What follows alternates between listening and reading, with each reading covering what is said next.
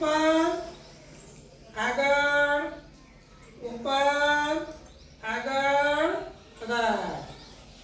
વાર્તા બધાને સાંભળવી છે સરસ વાર્તા સાંભળવી બધાને કેવી લાગે તો આજે આપણે છે ને એક સરસ મજાની વાર્તા સાંભળીશું બરાબર ને એ વાર્તાનું નામ છે તરસ્યો કાગડો એક સરસ મજાનું ગામ હતું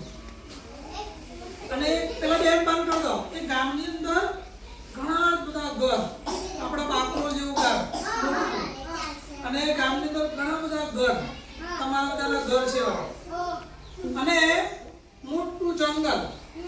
તો જંગલમાં બધા પશુ પક્ષીઓ રહે કોણ રહે પક્ષીઓ બધા રહે એમાં કાગડાભાઈ એક રહે કોણ રહે હવે ઉનાળાનો બળબળતો બપોર ઉનાળો આવે ને ગરમી લાગે આમ રેલમ છે આમ આખું બધું શરીરમાં પરસેવો થઈ જાય અને શું વધારે લાગે વખતે ગરમી સાથે સાથે શું વધારે લાગે તરસ પાણી પીવા વધારે થાય ને તો કાગડાભાઈ ઉડતા ઉડતા ઉડતા આમ થાય અને કાગડાભાઈને લાગી તરસ હવે પાણી પીવાનું હતું પણ કાગડાભાઈ ઉડતા ઉડતા અહીં જાય તઈ જાય પણ કોઈ જગ્યા પાણી મળ્યું નહીં કારણ કે ઉનાળો હતો અને ઉનાળામાં પાણી શું થઈ જાય સુકાઈ જાય અત્યારે ચોમાસું છે એટલે પાણી આપણે જઈ જોઈએ તો પાણી જોવા મળે પણ ઉનાળામાં પાણી જોવા મળે એટલે કાગડાભાઈ તો ઉડતા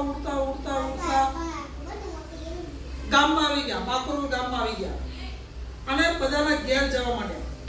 અને જોવા માંડ્યું કે કોકને ઘેર પાણી છે બધાના વાડામાં ખોળવા માંડ્યા કઈ ખોળવા માંડ્યા વાડામાં તો એક ભાઈના વાડામાં કુંજામાં પાણી ભરેલું હતું આવો કુંજો હતો અને આ કુંજામાં શું ભરેલું હતું પાણી હતું હવે કાગડાભાઈ આમ કરી તો પાણી પણ પાણી અંદર પહોંચાયું નહીં કેમ નહીં પહોંચાયું કે પાણી કઈ હતું ઊંડું હતું કઈ હતું